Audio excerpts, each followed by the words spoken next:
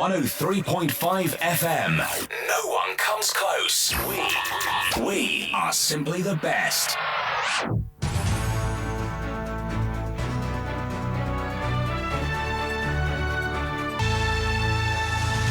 It's 12 o'clock. Hello, good afternoon, and welcome to the Starr Midday News.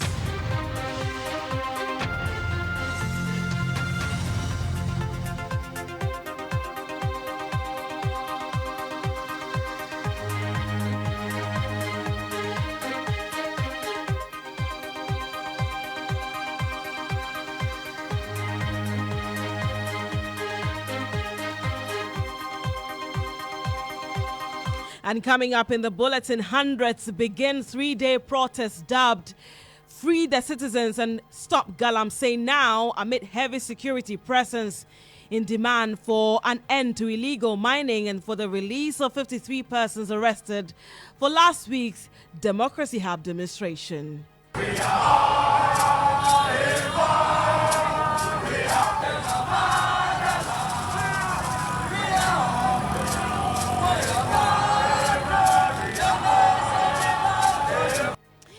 We are live to the grounds for an update. Also in the bulletin, Electoral Commission expresses optimism of an improvement in the country's voter turnout in this year's election. In 2020, we recorded a voter turnout of almost a little over 79%. So this year, we are looking at doing more than that. And we expect that each and everyone who is a registered voter should go out there and exercise the franchise. And later on, Mortuaries and Funerals Facilities Agency raises concern about alarming rate of missing bodies in some morgues due to wrong labeling and identification. After identification, they don't even look at it before they put it back. They go home and they realize that that is not the body. That's not the body. Then the distances, the other body is gone. Then calls start up to we've traced one. There was one incident we had to even go as far as the north to bring one body back. Details of these stories and many more, including sports and what's trending on social media, all coming up in the next 30 minutes. Stay tuned in.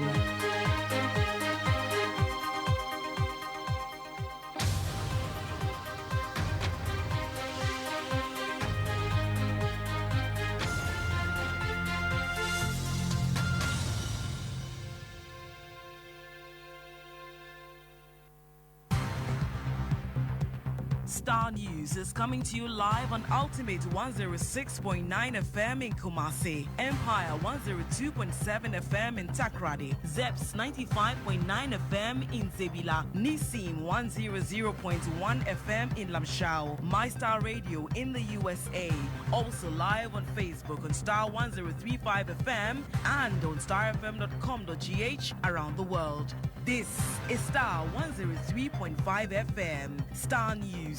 Informed, in-depth, in touch. You're welcome once again to the Starr Midday News on Starr 103.5 FM here in Accra and our other affiliates across the country. My name is Dedei Tettey. Free the citizens! Stop Galamsey now! Stop Galamsey now! Free the citizens! Free the citizens! Stop Galamsey now! Stop Galamsey now! Hundreds of Ghanaians have this morning hit the streets as they begin a three-day Free the Citizens and Stop Galamsey demonstration. Last week, some 53 persons were arrested by the Ghana Police Service for allegedly engaging in unlawful acts during a Democracy Hub protest demanding an end to illegal mining. But the arrest and subsequent remand seem to have agitated many more on social media, springing up the hashtag Free the Citizens demonstration. Now, the ongoing demonstration, in addition to demanding the release of the arrested 53, is pressing on the calls for an end to illegal mining, popularly known as Galamsey. Now, sports journalist Sadiq Adams, who is currently part of the protesters, has been speaking to Starr News. Well, this country is governed by the Constitution. When we say powerful people, it is the citizen. Constitution says the sovereign resides in the people. We are the people. Who are the powerful people? If we say we want to stop and we are truly united, it will stop. There are no powerful people in this country as we suggest. The powerful people are the people here. I see myself as powerful.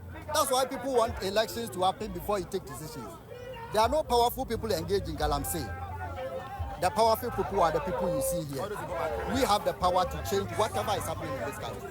So if you have a message for every Ghanaian out there having doubts about this campaign and asking why they should be involved in this campaign, what would be your message to them? Well, everybody who knows me has known me for all the years. I will not be influenced by someone to come and work here. I have conscience. I'm working because, like I've mentioned, there is something urgent happening. So everyone at home should not have any doubt. We are very peaceful people. The people here should be very peaceful. We should respect others. The police will also respect us. We work peacefully as we started. Everyone should conduct themselves in a manner that shows that they want order to happen in this country. You cannot be calling for order and be disorderly or disorganized. So I entreat everybody here to be respectful, anger, but in a more comported manner. You had the sports journalist Sadiq Adams there speaking to Star News during the process. Let's go over the telephone line and find out what exactly is happening at the moment. Obed King Aglo is our reporter on the ground. Obed, where are the protesters at the moment? So now that we are currently around the Gold House area where the protesters have stopped for a while now, saying that the police will not determine the pace of the protest, and that looks like the police want to determine the pace of the protest, and they do not intend to follow the pace of the police because they are doing this for the whole day. So it's been a mammoth round, I can tell you, because no, Obed, before you move on to the mammoth element, you say that the protesters are at the moment they are at Gold House, and they say that the police will not determine the pace of the protest. What exactly is the police doing for the protesters to say that they will not be determining the pace of it? Right, so the police is in front of the protesters, and they are slowed down, which is making the protest very slow.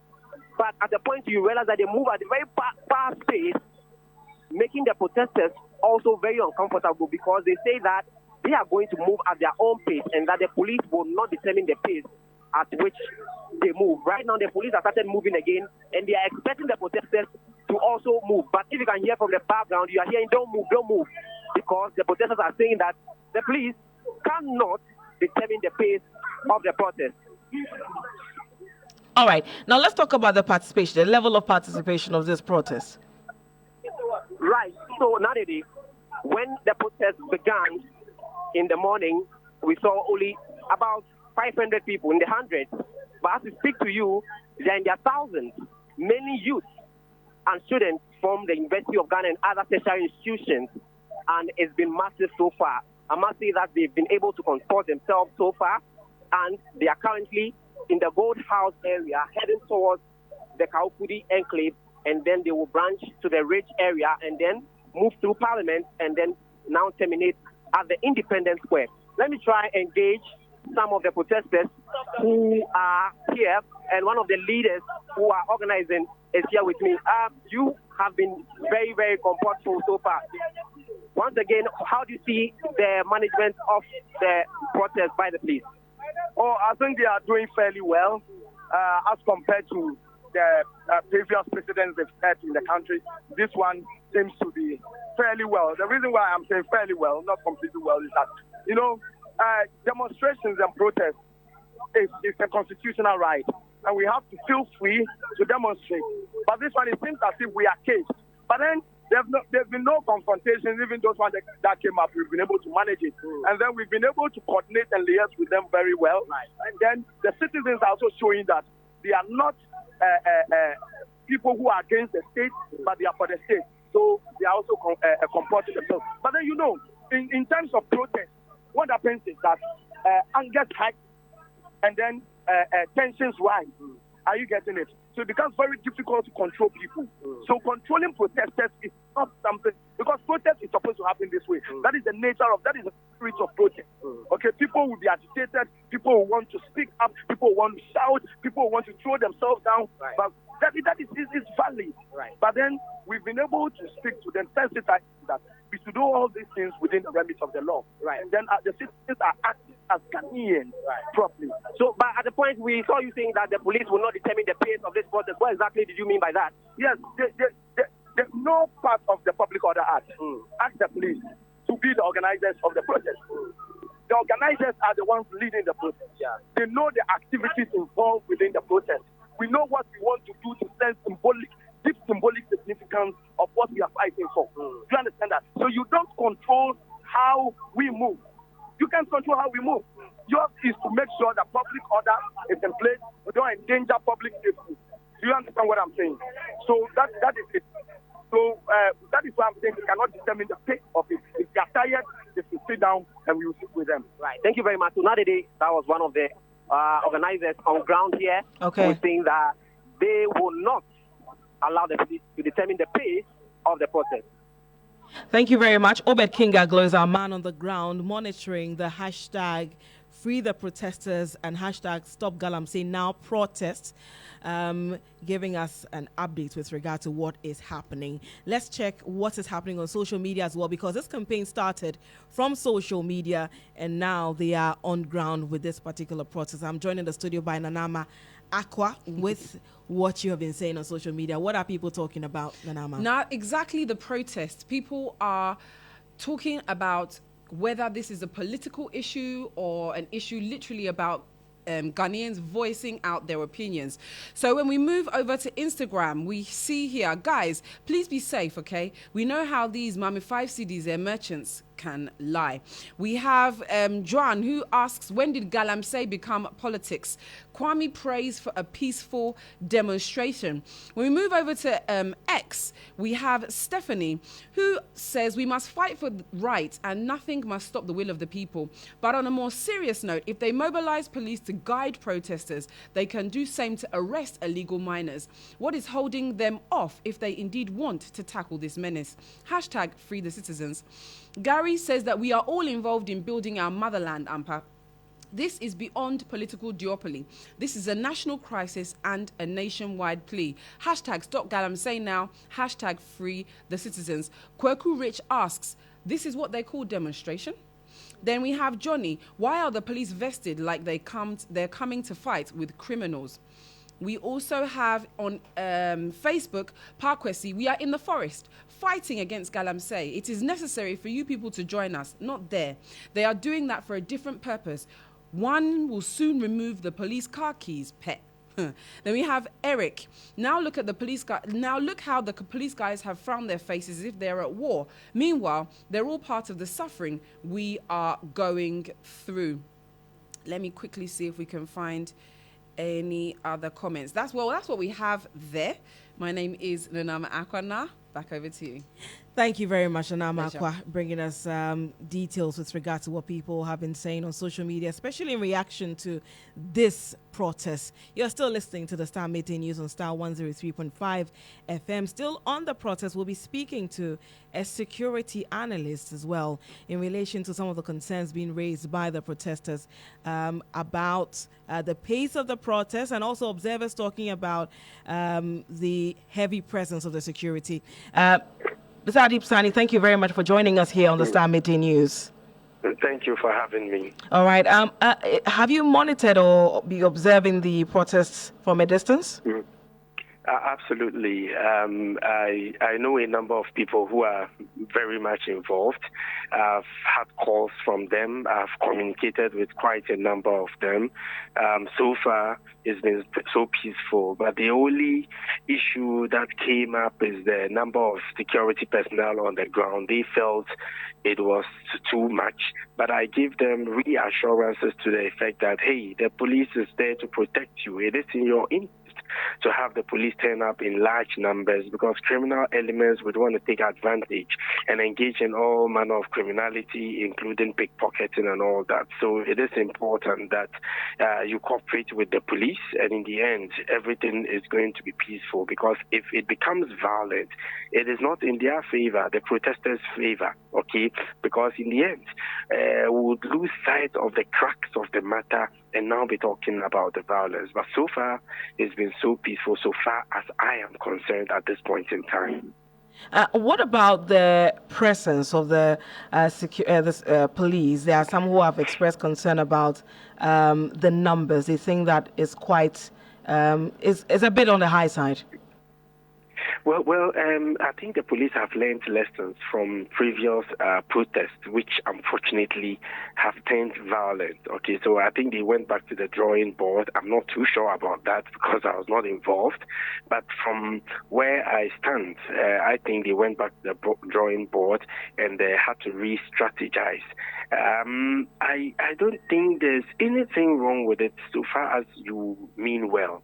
I mean, if you don't have any malicious intent, you are just coming out to exercise your constitutional right to protest, I don't think you should have any problem with the police presence. Like I said, there are always criminal elements. I mean, I have led protests before who would want to mingle with the people and act like they are protesters to engage in all forms of criminality. So I would urge the protesters to cooperate with the police and ensure that whatever it is they've agreed with the police, they respect it, because any attempt to violate what has been agreed upon might lead to unnecessary skirmishes. On the other hand, I would plead with the police to exercise maximum restraint and to always de-escalate. Any unprofessional conduct on the part of any police officer would also lead to some violent situations, which I pray doesn't happen today. So both sides have a responsibility to ensure that everything goes smoothly without any violent incidents recorded. And finally, just before we raised you over the telephone, our reporter was giving us an update in relation to the pace of the protest. The protesters were saying that the police cannot determine the pace of the protest. They say at certain points the police will be moving at a very slow pace, and at a certain point they will increase the pace, and they expect the protesters to equally pick up the pace. But then the protesters are saying that it is not in the police's place to determine the pace of the process. So at the moment, they are waiting at the Gold House. Somewhere around it depends. So the thing is, it depends on the scenario and where. Okay, for example, if you get to a main traffic intersection that connects one part of the city to the other, then you slow down or halt your movement. Obviously, it's going to impact on people's movements and their ability to go about their daily duties.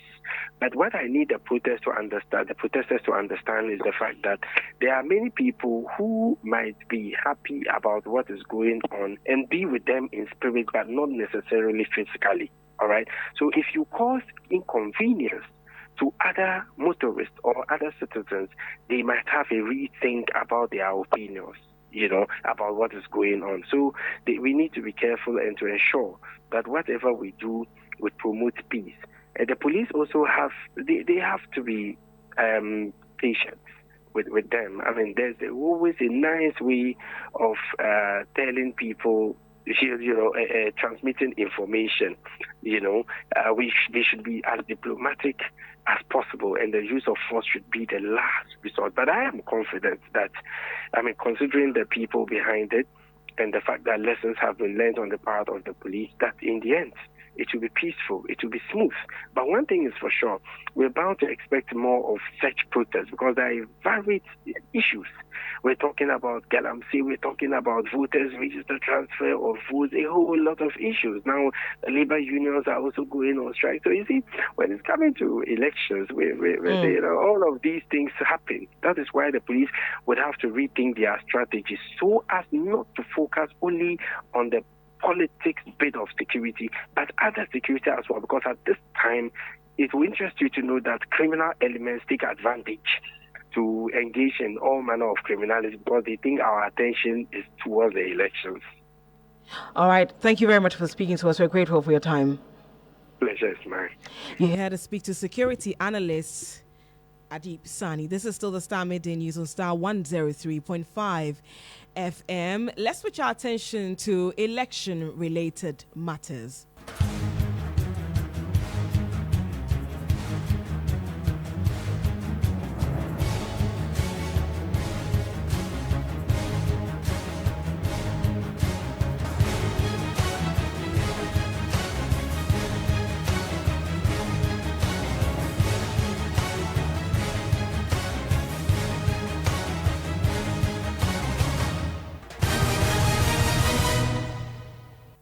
This is your election hub here on Starr 103.5 FM. Now, the Electoral Commission has expressed optimism of an improvement in the country's voter turnout in this year's election. The electoral body yesterday disclosed that some 18.7 million Ghanaians are expected to cast their ballots on December 7. But speaking at a Democracy and Governance Forum by the West Africa Democracy Radio here in Accra, Deputy Chair of the Commission in charge of Corporate Services, Dr. Bosman Asare, said the EC will better the 79% turnout recorded in the 2020 election. There is more in the following report. With less than 70 days to the 2024 election, various forums and engagements are being held to assess the preparedness of stakeholders. One of such is the Democracy and Governance Forum held by the West African Democracy Radio, gathering CSOs on their various roles in the upcoming elections. Speaking at the forum, Deputy Chair of the Electoral Commission in charge of Corporate Services, Dr. Bosman Asare, who disclosed that the EC would add some 2,000 new polling stations, adds his outfit is confident of improving last election's voter turnout. So as far as the Electoral Commission is concerned, we were ready yesterday for the elections. And we believe that with the measures we have put in place, Ghana is going to have another successful general election. So let's also encourage people to go out there to go and vote. In 2020, we recorded a voter turnout of almost 79%, a little over 79%. So this year we are looking at doing more than that. And we expect that each and everyone who is a registered voter should go out there and exercise the franchise. On her part, human rights lawyer and member of Mettey's Oversight Board, Ifya Asantewa Asariche, noted that although the nation prides itself in democracy, its benefits have not been experienced socially. Ghana's electoral democracy has become highly performative because the socio-economic trends and realities paint a very different picture of the country. Daily existence has become a grind for millions of Ghanaians. So whilst the country was supposed to settle into this hopeful era, things have become very difficult for the average Ghanaian. Meanwhile, manager West African Democracy Radio, Agnes John Tomasi, disclosed that the forum was aimed at contributing to free and fair elections in the upcoming poll. Ghana has over the years been one of the examples of a democratic state in West Africa. And as we observe the evolution of processes in this region, we believe working in Ghana, Ivory Coast and Guinea-Bissau, the three countries going to the polls in 2024 and 2025 will give us that opportunity to contribute to the process of holding free, fair and transparent elections in these countries through dialogue such as this one. The forum also assesses rules of the media, young people, women and people with disabilities in the upcoming election. Still on election-related issues, we can focus on the camp of the NDC, specifically on its flag bearer, John Dramani Mahama. He has called on the people of Nalerugu in the northeast region not to be misled by the governing New Patriotic Party sweet and unrealistic promises as the December 7 elections approach. Now, speaking during a community engagement in Kolgona in the Nalerugu Gambaga constituency as part of his two-day campaign tour in the region, the former president highlighted the impact of the economic crisis, stressing that no ethnic group is immune to these hustles. Our brothers came with sweet promises: one district, one factory, one village, one dam, $1 million per constituency per year. And so Ghanaians naturally decided that they will give them an opportunity, which they did. Unfortunately, that opportunity, I think, has been squandered, because today Ghanaians are suffering. And the suffering does not know any ethnic groups.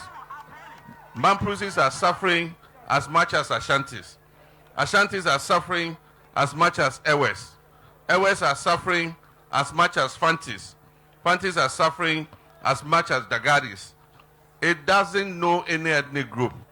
It wouldn't say because you are Akufo-Addo's brother or Bawumia's brother or you are MPP, you will buy cement at a different price.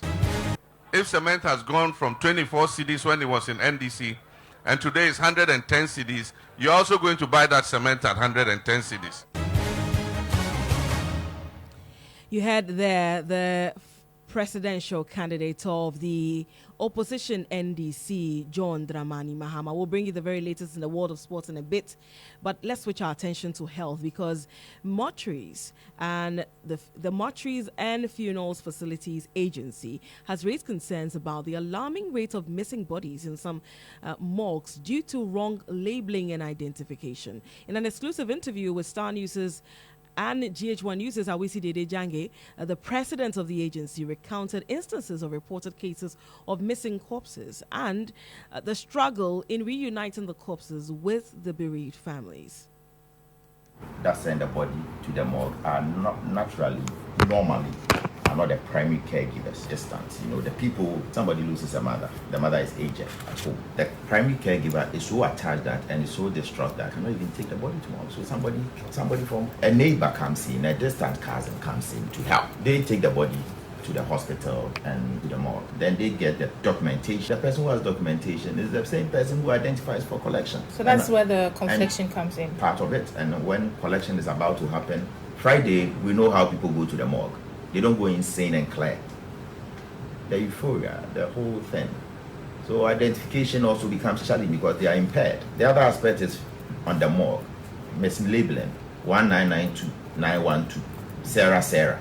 And these things happen, and they just take it. Sometimes to even the wrapping, they put in the body bag, they give it to you. They after identification, they don't even look at it before they put it back they put it into the hearse. They go home and they realize that is not the body. That's not the body. Then the distances, the other body is gone. Then it's called start up to we've traced one.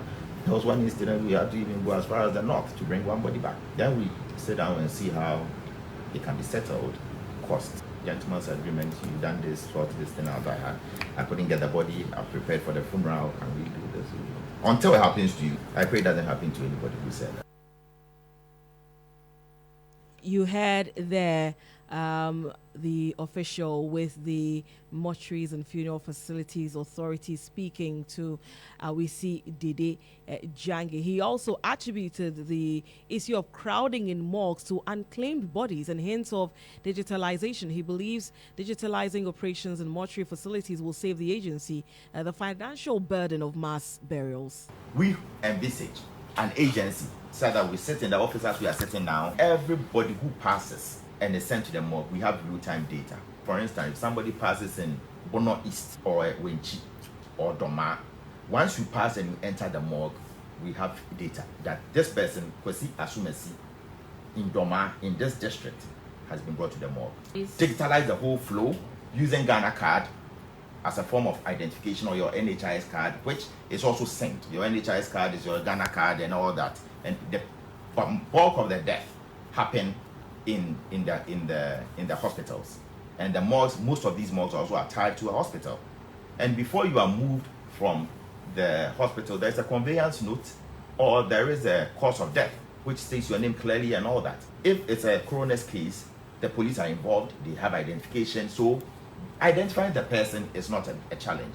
People who are knocked down by vehicles or they are found dead and brought to the facility, they can be identified by collaborating with National Identification Authority using a fingerprint.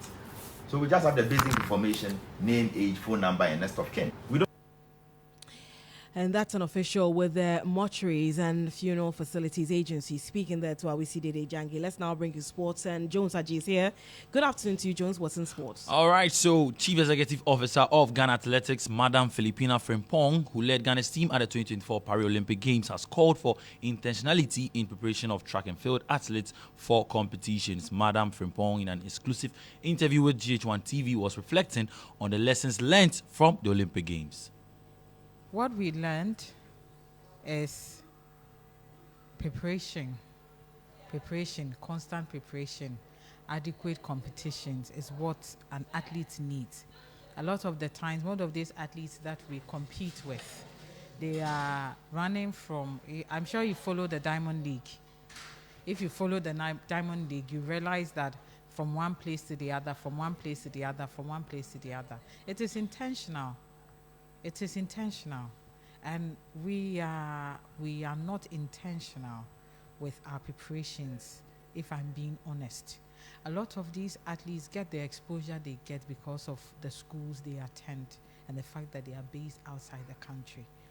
The athletes who are running in Ghana, they do their best. They do their best considering the conditions that they run in. They do their best. The CEO also believes that Ghana can develop athletes in the long-distance events if it is seen as a means of investment. It all requires planning.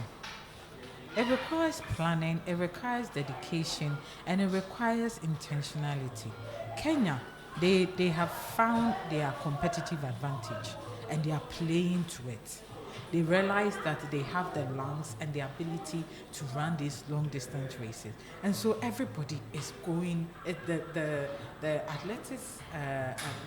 athletics Kenya, along with their NOC, along with their government, are putting measures in place to ensure, because they've started to realize that they get revenue from this. Do we as Ghanaians think that we'll get revenue from our athletes doing well? That is something we need to consider. If we have long distance runners who come from the north, we have long distance. William Amponsa is not from the north, but Amponsa, when he gets on the track, just runs because he loves it. He's talented in that way. Fortunately for him, he has managed to get himself into a school in America, so we can say that he has a better prospect. There's Ishmael Arthur. W for Sports, and my name is Jones Aji. Thank you very much, Jones, with the very latest in the world of sports. And on that note, we end today's edition of the Star Midday News on Star 103.5 FM. For more news, do log on to starfm.com.gh. My name is Dedei Tettey. Thank you so much for your company. Enjoy the rest of our programming and have a good afternoon.